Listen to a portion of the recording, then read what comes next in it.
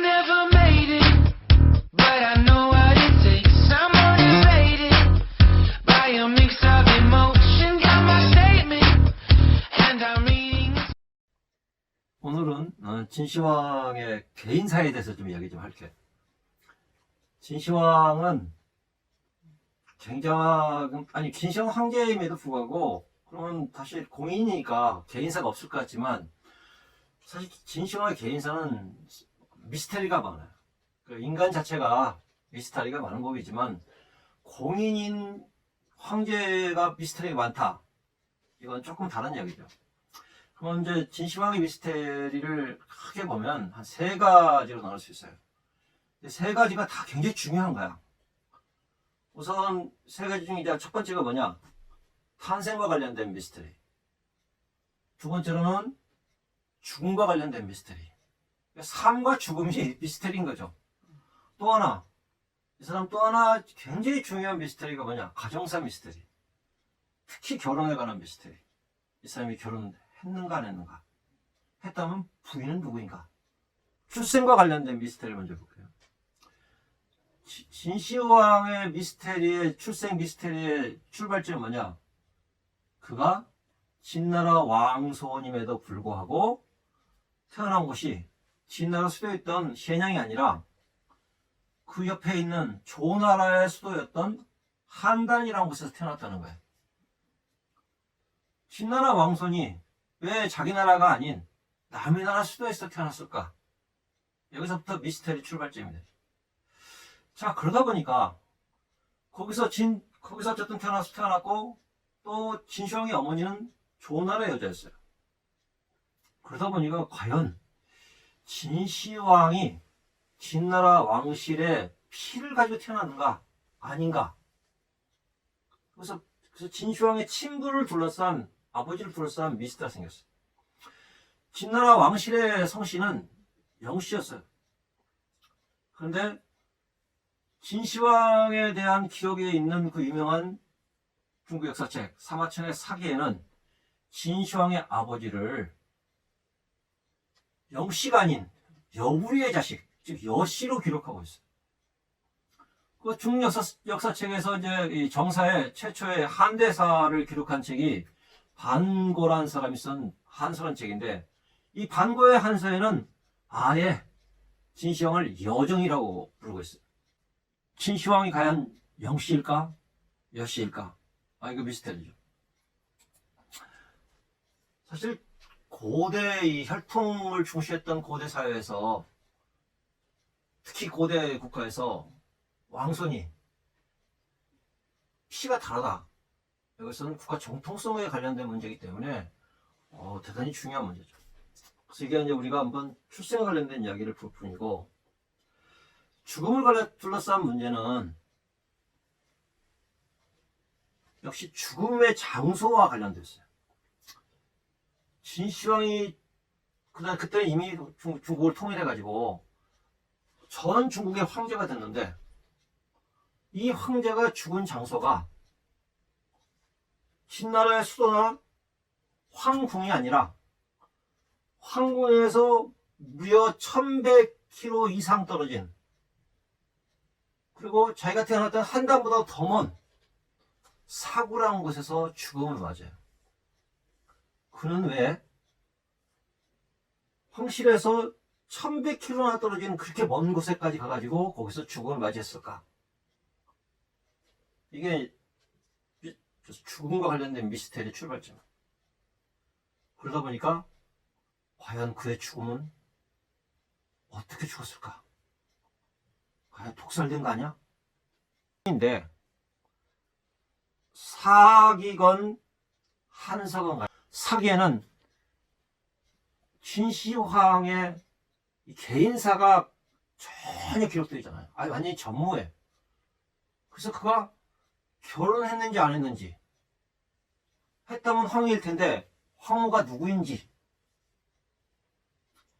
아예 적어도 황후에 대한 기록 자체가 존재하지 않는 것은 결혼하지 않았을 가능성이 많죠. 거기에다 진시황릉의 그 묘를 투시해본 결과 황제 옆에 배치되었어야 할 황후의 관찰이 자체가 존재하지 않아요. 그러니까 황릉을 만드는데 언젠가는 합작을 할 텐데 아예 자체가 없었으니까 황후라는 그러면 중국 역사상, 어쩌면 세계 역사상 평생 결혼한 유일한 황제가 될지도 모르죠. 난 세계는 잘 모르니까 저는 중국 역사상에서는 결혼하는 유일한 황제는 진시황일 거예요. 그럼 왜 결혼하지 않았을까? 이게 이제 세 번째 가정사. 자, 탄생 미스테리, 출생 미스테리에 대해서 얘기할게요. 자, 진시황은 한 다이너스티에 태어났다. 그럼 왜 진나라가 아닌 조나라 수도 한 다이너스티에 태어났을까? 뭐 그것은 당연히 엄마 아빠가 그곳에 있었으니까 거기서 태어났겠죠. 그러면 역시 왕손일 아버지, 진시황의 아버지, 그 사람 이름은 이인이었어요. 훗날 자초로 이름이 바뀌는데 그 당시에는 이인이었어요. 이인은 왜 조나라에서 있었을까? 그리고 그는 왜 조나라 여자와 결혼했을까? 조이라는 말은 어머니는 조이인데 조나라 여자는 뜻이에요. 자, 당시 한단이라는 도시는 전국 시대에서 가장 번화한 무역 도시였어요. 한단에 수많은 상인들이 몰려들었는데 그 당시에 이인이 왜 거기 있었느냐? 사실은 이인은 인질의 몸으로 거기에 있었어요. 자, 그럼 왜 인질로 그곳에 갔었을까? 이제 그걸 이야기하려면 전국시대에 대한 간단한 이야기를 좀 해야 돼요. 자, 전국시대는 원래가 춘추시대가 약 140여 개 이상의 나라가 있었는데 이 나라들이 서로 싸우다가 7개의 나라로 결국 좁혀져 가지고 7개 나라가 싸웠던 시대가 전국 칠홍끼리 아주 크게 싸웠던 시대가 전국시대라고 그래요. 자, 이 시대는 뭐냐? 늘 전쟁이었고, 자, 이런 전쟁의 시대에서는 영원한 친구도 없고 영원한 원수도 없어요. 자, 전쟁의 시대에서는 꼭 맨날 총 들고 싸움만 하는 것이 아니라 외교전도 있었죠. 외교전도. 그래서 한편 전쟁에서는 옆에 나라와 화친도 맺고, 그래서 화친을 맺는데 화친이 성립되기 위해서는 뭐가 필요하겠어요? 믿을 수 있어야지. 믿을 수 있어야지. 상호 신뢰가 중요한 거죠. 그래서 상호 신뢰 차원에서 자신들의 왕선을 상호 교환하는 이런 방식을 취하게 돼요. 그리고 이 진나라는 상황이라는 사람이 변법을 이제 개혁을 하면서 귀족이건 왕손이건 간에 나라에 공을 세워야 자기를 부여받았어요. 그래서 이제 여러 인질들도 그렇게 인질하면 갔다 와야지 공을 이제 세우기 때문에 그냥 가라가면 가고 그렇게 된 거죠. 그래서 진시황의 증조부였던 소양왕, 이 소양왕도 BC 307년에 연나라에 가서 좀 인질생활을 했었어요. 그리고 가지고 왕까지 된 거야. 인질의 어떤 그 공을 세워서. 그다음에 진시황의 아버지도 그래서 갔는지는 모르지만 어쨌든 진시황의 아버지도 조나라에 가서 인질을 했었던 거죠. 그런데 진시황의 아버지가 조나라에 갔을 때 사실 평화를 위해서 화친 차원에서 갔는데 진시황의 아버지가 조나라에 간 뒤 2년 만에 조나라하고 진나라하고 크게 싸우게 돼요. 화친이 깨진 거죠. 그것은 왜 그러냐? 당시 소양왕이 조나라의 이 장평이라는 곳을 쳐들어가지고 그것을 점령해요. 그 사건이 이제 우리 역사상에는 이제 장평전쟁이라고 하는데 이 장평전쟁이 3년 동안 끌어요. 어쨌든 진나라로서는 장평전쟁을 통해서 키트를 마련했는지 모르지만 인질은 죽을 목숨이죠. 불쌍한 상황이 된 거죠. 그런데 어쨌든 조나라는 더 이상 진나라와 관계가 악화되는 것이 불려다 생각했기 때문에 이인을 죽이지 않고 뭔가 다시 진나라와 협상을 통해서 어쨌든 계속 평화를 좀 유지해가요. 그 즈음에 아버지 이인이 한단에서 후견인, 즉 서포트죠. 후견인을 만나게 돼요. 그 후견인이 누구냐? 한나라에서 건너온 상인 여불이었어요. 그래서 여불이와 그때부터 좀 만나게 돼요. 그래서 여불이라는 사람은 뭐 굉장히 이야기도 긴데 뭐 대단한 사람인데 요즘 시대로 말하면 벤처 상인, 벤처 기업가 뭐 이렇게 볼 수 있는 거죠.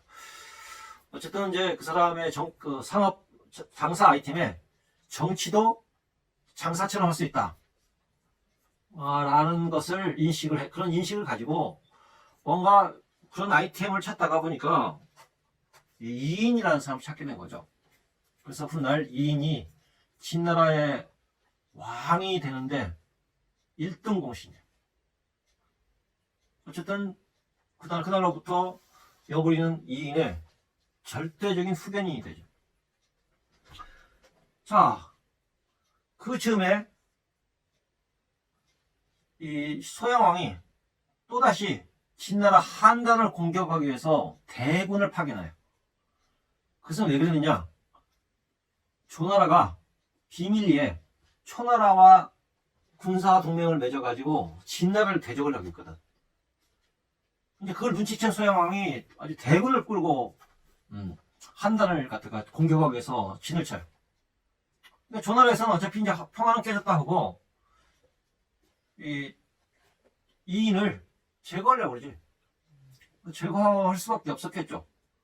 자, 이때 죽기 직전에 이 이인을 빼돌린 인물이 누구냐? 바로 여불이었어요.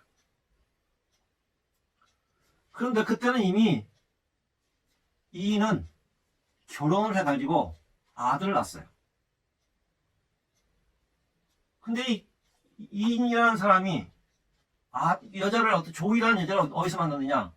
여불이네 집에서 만났어요. 한마디로 여불이 집안의 시녀였던 것 같아요. 근데 이제 어떤 사람들은 여불이 시녀가 아니라 여불의 애착이었다. 그렇게 이제 말하는 사람들. 자, 이인이 조이를 보고 반해가지고 나 저 여자 좀 주시오. 그러니까 여불로서는 어차피 이 사람한테 모든 걸 걸고 장사를 시작했으니까 원하는 대로 해주죠. 그래서 여불이의 집안에 있던 시녀가 이인의 부인이 되었고 그 사이에서 태어난 아들이 바로 진시황이 된 거예요. 자, 여기서부터 그리고 1년 후에 사실 대기란 말이 있어요. 대기라고 했는데 1년이요. 1년 후에 아들을 낳았어요. 그게 이제 진시황인데, 그러니 그게 풀용식은 여불이 아들이지 이인의 아들일 리가 없다. 이렇게 해서 진시황의 여불이 아들설이 나오게 된 거죠. 자, 그런데 그것은 좀 이런 기록을 사마천이 이제 썼는데, 사마천이 이 글을 쓸 때하고 진시황이 태어난 시기는 100년이 지난 시기예요.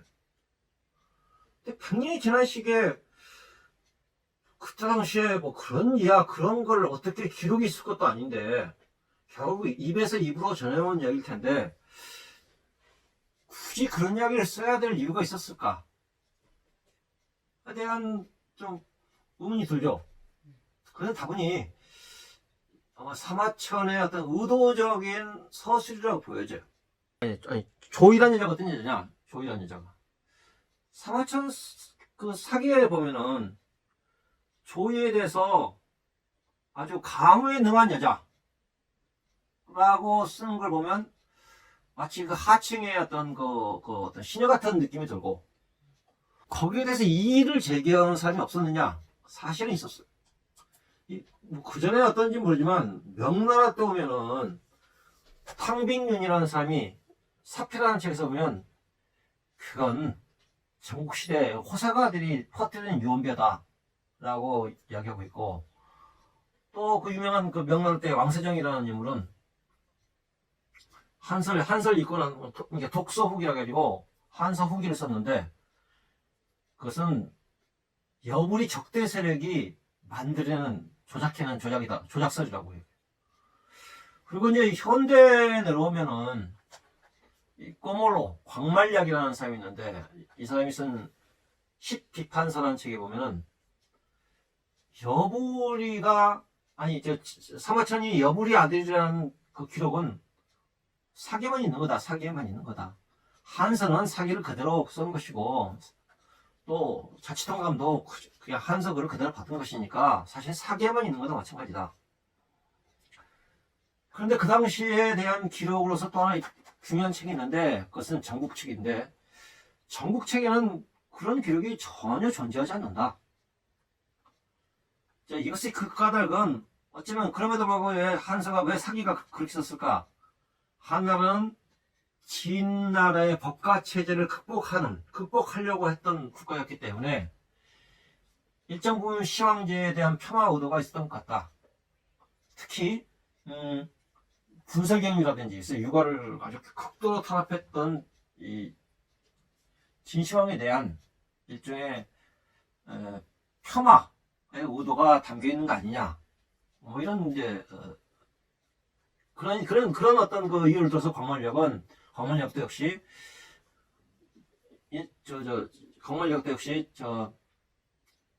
진시황이 여부리 자식이 아니라 영정이다 라고 이렇게 보고 있습니다.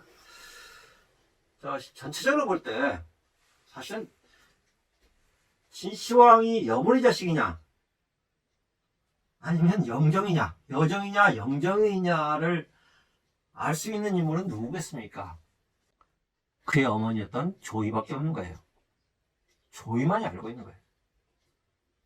자, 그런데 100년 지난 후에 사마천이 그걸 쓴 것을 우리가 무조건 그걸 보고서 그렇다라고 보는 것은 이것은 좀 잘못된 우리가 판단이라고 생각될 수밖에 없다는 거죠.